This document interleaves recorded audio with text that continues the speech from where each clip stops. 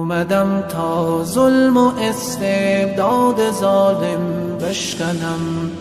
آمدم تا ظلم و استبداد ظالم بشکنم.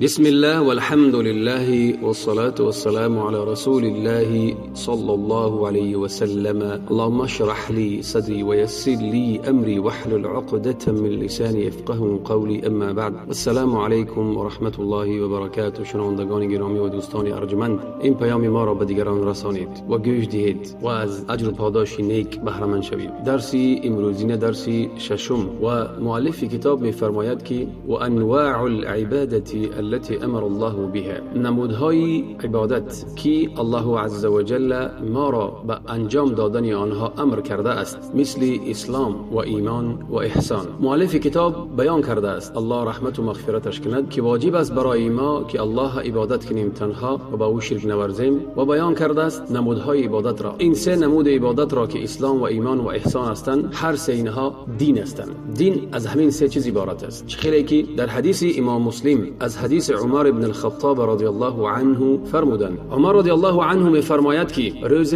ما نشسته بودیم در نزد پیامبر بزرگوار صلی الله علیه و سلم. پس پیش ما یک مردی آمد، در تن لباسی سفید داشت و بسیار موی سیاه داشت و یگان اثری سفر در او دیده نمیشد. یعنی انسان وقتی که سفر می‌کند، پر چنگ و غبار از پیشتر چخه بود، به اسب و به پیاده میرفتن، چنگ و غبار، یگان اثر یگان چنگ و غبار و خستگی در او دیده نمیشد. یگان کس از ما او را نمیشناخت، تا آنی که آمد و در نزد پیغمبر نشست، زانوهاش نزدیک به زانوهای پیغمبر آورد و دو دست خود را در رانهای پای پیغمبر گذاشت. پس گفت ای محمد صلی الله علیه و سلم، اخبرنی عن الاسلام، گفت مرا از اسلام آگاهی ده، خبر ده. پیامبر بزرگوار در جواب چی گفت؟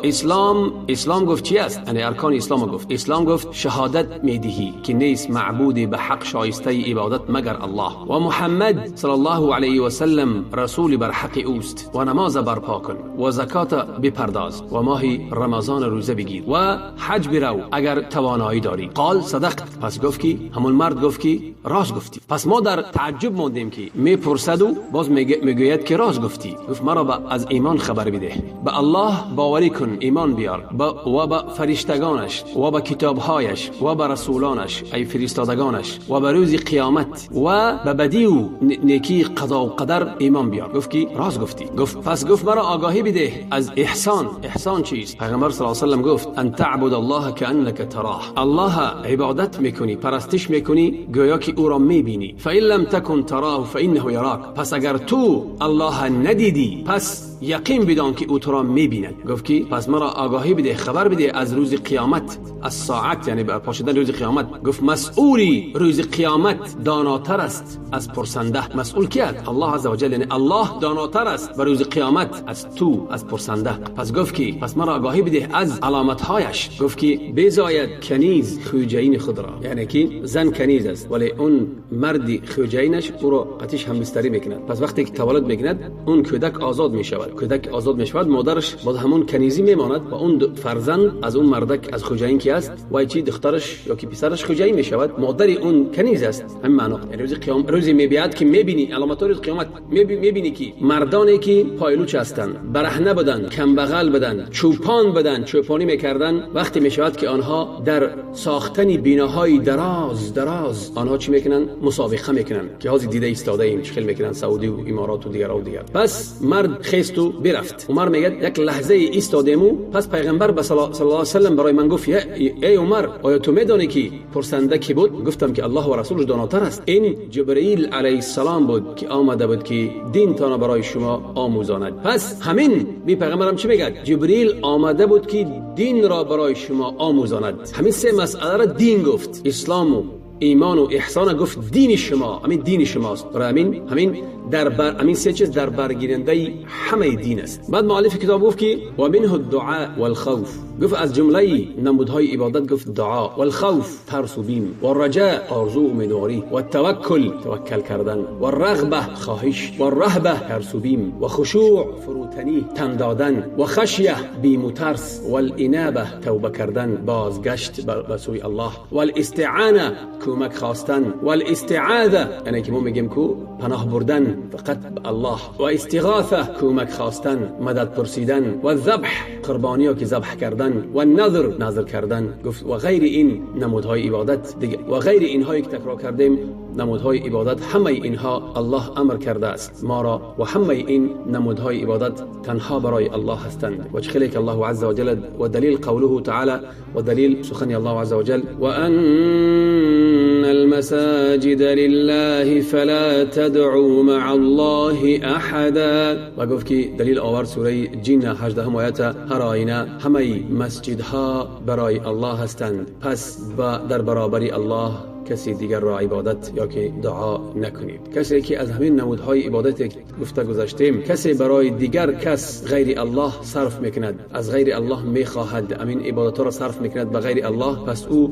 مشرک است و کافر است. خیلی که الله عز وجل میگوید و من یدعو مع الله الها آخر لا برهان له به فانما حسابه عند ربه انه لا يفلح الكافرون. سوره مؤمنون آیتی 117.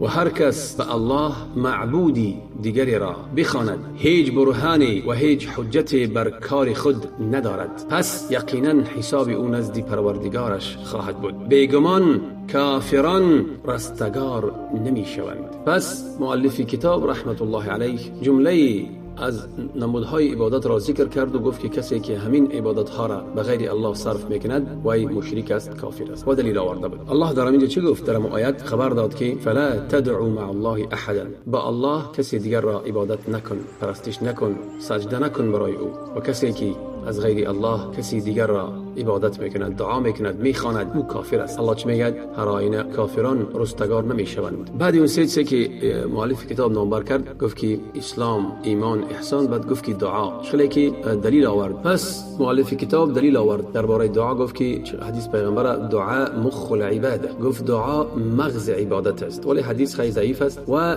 باز دلیل آورد سخن الله عز وجل را و قال ربكم ادعوني استجب لكم إن الذين يستكبرون عن عبادتي سيدخلون جهنم داخرين. الله میفرماید که و پروردگارتان فرمود مرا بخوانید، مرا دعا کنید تا برای شما اجابت کنم. کسانی که از بندگی از دعای من، از بندگی من، دعا را در اینجا بندگی گفت، از بندگی من سر باز میکنند و تکبر میورزند، به زودی با سرفکندگی واردی دوزخ میشوند. برای همین در اینجا الله عز و جل دعا را چی گفت؟ کسانی که کبر میورزند از عبادت من، عبادت گفت. اینجا معنای کسی کبر میورزد از چی؟ از دعای من. یعنی که ان الذين يستكبرون عن عبادتی، دعا را عبادت گفت، یعنی که دعا عبادت است. و در حدیث دیگر میگوید که پیغمبر صلی الله علیه و آله میگه که در حدیث صحیح میگوید که الدعاء هو العباده، دعا عبادت است. برای همین دعا اگر عبادت باشد، پس به غیر الله دعا را باید صرف نکنی، از غیر الله باید نپرسی. کسی که میپرسد از غیر الله و چی گفتیم؟ وارد دوزخ میشود. کسی که غیر الله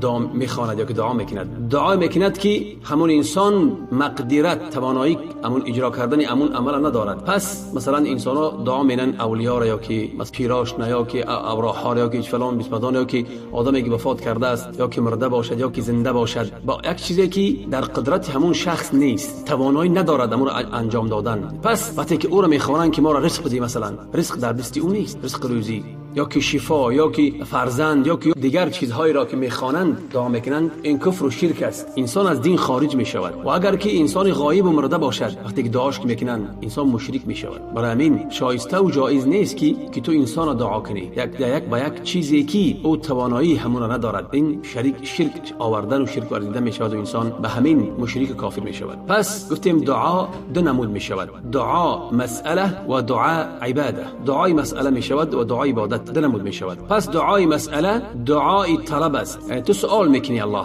طلب میکنی، ای طلبی حاجت و نیازی که داری طلب میکنی. پس اگر که این دعا از بنده برای پروردگارش باشد، در این معنا دارد که انسان خود را چی میکند؟ خود را خاکسار میگیرد، سرخم میگیرد در نزد الله، یعنی خود را بینوا و بیچاره میگیرد که دست میبردارد و به سوی الله دعا میکند و اعتقاد میکند که الله تنها قادر است، کریم و سخی است، بسیار فضل بزرگ دارد و مهربان است. الله الله. برای این اذا سألت فاسأل الله، وقتی که پرسیدی تنها از الله بپرس. من لم يسأل الله یغضب علیه، کسی که الله نپرسد الله از او در خشم و غضب میشود. برای پرسیدن این چی است؟ یک خاری و زاری به الله هست. انسان بندگیش نشون میدهد. بنده از در حقیقت و احتیاج دارد و نیاز دارد به الله و دعا میکند. از الله همون چیزی که دارد از الله بخواهدش. نه که جایز است که انسان بنده مثل خود دعا کند بخواند، مثل خودش مخلوقه. اون انسانی که زنده است و همون کاری که این برای او میگوید انجام دادن بتواند. مثلا یک کس میگه که مرا بخورون، طعام بتی، آب بتی، اجباکی ندارد. آدمی زنده را بگد اجباکی ندارد. نه که آدم مرده را بگد آدم مرده قدرتی دادن ندارد. این شرک میشود. دعای دوم که دعای عبادت نام دارد، معناش چی است؟ معناش که انسان الله پرستش میکند، عبادت میکند به همین دعا. یعنی که الله میخواند، دعا میکند و طلب میکند چی را؟ یعنی اجر و پاداش از الله طلب میکند که الله اجر و پاداشش دهد. الله عبادت میکند و از همون عبادت خود چه نمود عبادتی نباشد، پس از الله ثوابش، اجرش، پاداش از الله منتظر است و طلب میکند. و همچون بیم و ترس از چی؟ از مجازات و از جزای الله همین طلب میکند. یعنی که عبادتی که دعای عبادت همین است که انسان وقتی یک عمل انجام میدهد از الله طلب میکند ثوابش، اجرش، پاداشش. و در همین حالت هم ترس و بیم دارد از چی؟ از روز قیامت، از روز مجازات که الله مجازاتی که جزای بدش ندهد. و این نمود دعا درست نمیشود مگر فقط برای الله، برای که پاداش و اجر فقط الله میدهد و جزا روز قیامت فقط الله میدهد. بنده به این قادر نیست. اگر کسی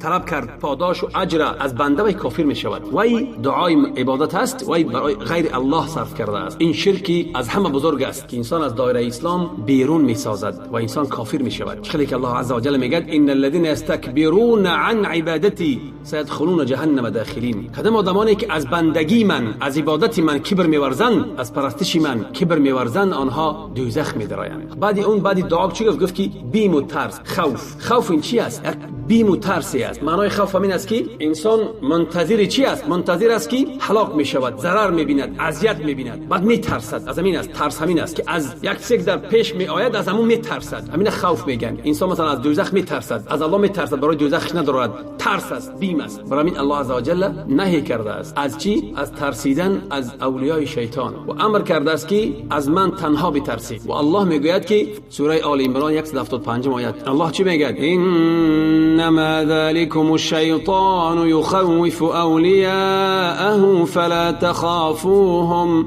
وخافون ان کنتم مؤمنین. همانا این شیطان است که دوستانی خیش را از قدرت توانایی کفار می ترساند. پس اگر ایمان دارید از آنان نترسید، فقط از من بترسید، از مخالفتی من بترسید. برای همین الله امر میکند که از اولیای شیطان، که شیطان ما را از اولیایش، از آن طرفدارانش میترساند، پس الله میگه از آنها ترسید، فقط از من بترسید که مرا مخالفت امر من نکنید. خوف، ترس سه نمود میشود. ترس طبیعی مثل ترس انسان از حیوانات درنده، از آتش، از غرق شدن. این ترسی چی است؟ این ترس طبیعی است و انسان اجباکی ندارد، ملامت نمیشود. خالق الله عز و جل میفرماید از موسی علیه السلام فاصبح في المدينه خائفا يترقب. سوره قصص 18 موسی آن شب را، هنگامی که همون انسان کشت، وقتی که به دستش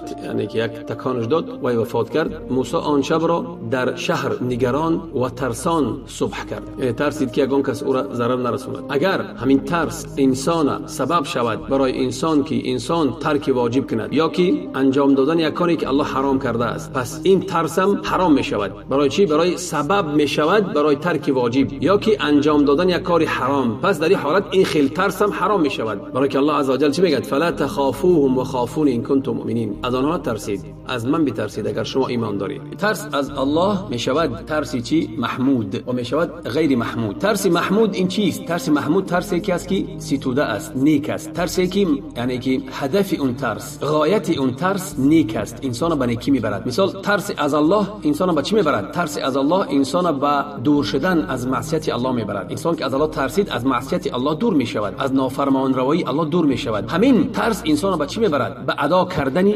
واجبات، آنچه که الله امر کرده است، و آنچه که و ترک کردن آنچه که الله حرام کرده است. وقتی که همین ترس انسان به همین غایت، به همین مقصد، به همین هدفش برد، پس دل انسان آرام و آسایشته میشود و در روی او چی را میبینی؟ خرسندی را میبینی، خوشنودی را میبینی و خوشنودی را به چی؟ به نعمت الله و امیدواری از پاداش الله. ولی اون ترسی که انسان به چی میبرد؟ اون ترس دیمه که ترسی چی است؟ ترس ملامت شده و مذمت شدن انسان به چی میبرد؟ بنده را به ناامیدی، به دلسردی، سردی و ناامیدی از چی؟ از رحمت الله. وقتی که انسان از رحمت الله دلسرد میشود، ناامید میشود، بنده در حسرت میزند، در حسرت پشیمانی میزند و برعکس به جایی که از الله بترسد و همون معصیت، نافرمان روایی معصیت از گناه دور شود، برعکس در گناه چی میکند؟ در گناه میغوطد. به چه سبب؟ به سببی که وی ناامید شد از رحمت الله، از ترس الله ناامید شد. برای همین انسان باید وقتی که بترسد و نه که ناامید نشود از مهربانی و رحمت الله، باید ناامید نشود، باید همه وقت گمانی نیک داشته باشد برای الله که الله بخشنده است و همه گناه میبخشد.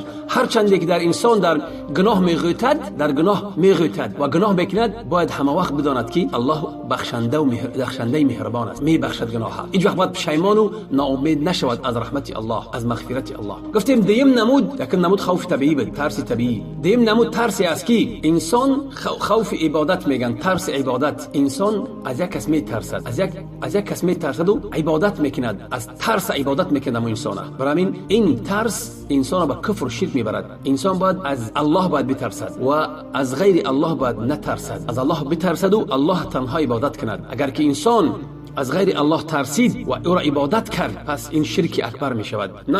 نمود سیم خوف سر میگن، سری، یعنی بیمی پنهانی. ترس و بیم پنهانی. مثل بعضی انسانی است که از بعضی اولیاء میترسد، از بعضی میگه پیرو میترسد، از ابراها میترسد که او ابراه زدش فلان کردش، یا که از صاحب قبر میترسد، یا که از اون ولی میترسد. اون انسان مرده رفته است، یا که اون ولی از او دور است، مثلا در دیگه شهر است، نه که از او میترسد. او تاثیر کردن نمیتواند از او را، نه که از او میترسد. یعنی ترس درونی، سری، پنهانی. برای همین انسان چلی که ما اصلا میگن که او ارواح میزند، او اگر که اولیاء را گون گپی بعد نزن که اولیاء تو را میزنن، تو را اتری میکنن، تو را اوتاری میکنن، انا این تو را ضرر میرسونن. نه اولیاء ضرر رسوندن نمیتونن، نه ارواح ضرر رسوندن میتونن. برای همین این هم چی است؟ این هم یک ترسی است که انسان به شرک، به کفر میبرد. ترس فقط باید از الله ما بترسیم. الله از ما، هرچند ما الله نمیبینیم، نه که باید از الله بترسیم که الله همه توانایی ضرر رسونی و همه توانایی منفعت رسونی را برای ما الله دارد، غیر الله هیچ کس ندارد. این بود سه نمود خوفی که یا که بیم و ترسی که هست. بعد گفتیم دیم چی بود؟ یکم گفتیم دعا بود، دیم ترس بود، سوم چی است؟ امیدواری، آرزو و امیدواری از الله. دلیلش چیه؟ مؤلف کتاب میگه که دلیلش فمن كان يرجو لقاء ربه فليعمل عملا صالحا ولا يشرك بعبادة ربه احدا. سوره کهف آیت 110. الله عز وجل میفرماید که پس هر کی به دیدار پروردگارش امید و ایمان دارد، کار شایسته کند و هیچ کس را در عبادت پروردگارش شریک نسازد. میگه امیدواری چیست؟ امیدواری یعنی یک انسان یک کاری که نزدیک است، همون را میخواد به دست آورد، یعنی امید میکند که همون را به دست آورد، یا یک چیزی که دور از او است، در آینده است و همون را میخواهد که به همون برسد، امید دارد که همون را به دست آورد. امیدواری از الله مثلا در بر میگیرد چی را؟ در بر میگیرد خاکساری را و سرخمی را، تن دادن، فروتنی را، سر فرود آوردن. همه این نمیشود مگر برای الله. یعنی انسان وقتی که امیدواری میکند، انسان خود را خیلی خاکسار میگیرد، خود را سرخم میگیرد برای الله عز و جل. برای همین این تنها امیدواری تنها از برای الله است و بغیر الله درست نیست. بغیر الله کسی که میگیرد شرک میشود، یا که شرکی اصغر یا که شرک اکبر میشود. به وابستگی به چی دارد؟ به همون دل انسان، همون انسانی که امیدواری میکند. چی نمود امیدواری میکند؟ از غیر الله. چی نمود امیدواری میکند؟ مثلا بعضی آدما امیدواری میکند از یک اولیاء کی، مثلا از اولیاء کی یک کاری که در دست اون نیست، از اون نمی آید، از همون امیدواری میکند، امید دارد که همون او را یگان فایده میرسونه، یگان چی میرسوند. برای همین این شرک اکبر است. خیلی گفتیم الله عز و جل میفرماید پس در همون آیت الله چی میگه؟ کسی که دیدار الله، دیدار و واخری به الله امید دارد، امیدواری میکند. و امیدواری این چی میشود؟ امیدواری ستوده، امیدواری نکو، این نمی شود مگر برای اون کسی که عمل میکند به طاعت الله، آنچه که الله امر کرد او را ادا میکند، آنچه که الله نهی کرد او را از او دوری میجوید و از همین کاراش امیدواری میکند که الله پاداش و ثواب همینها را برای او میدهد. برای او یعنی که پاداش از چی؟ از الله امیدوار است. و انسانی که از گناه توبه میکند پس امید میکند از الله که آرزو میکند از الله که الله توبه او را قبول کند. ولی امیدواری که انسان عمل نمیکند و امید دارد، یعنی انسان عمل نمیکند، نه نماز و نه روزه و نه یگان کاری عملی نیک نمیکند، برعکس در گناه است و او که امید میکند که الله با او پاداش نیک دهد، نه برعکس. این اصلا امیدواری نیست، این اصلا غرور است، تکبر است و انسان تمنا میکند تمام، لیکن امیدواری نیست. برای امیدواری انسان برای امیدواری باید عمل کند با آنچه که الله او را امر میکند و الله از چیزای بدی او را نهی میکند، او باید همون چیزا را ادا کند و از بدی دور ایستد. در اون حالت او میتواند که به همون عملهای کردگیش امید داشته باشد که الله برای روز قیامت پاداش نیک میدهد. انسانی که عمل نمیکند و امیدواری میکند، این چی است؟ این غرور و چی است؟ بی فایده است برای او. درس باز دوام دارد و از دعای نیک خود ما را فراموش نکنید. و السلام علیکم و رحمت الله و برکاته.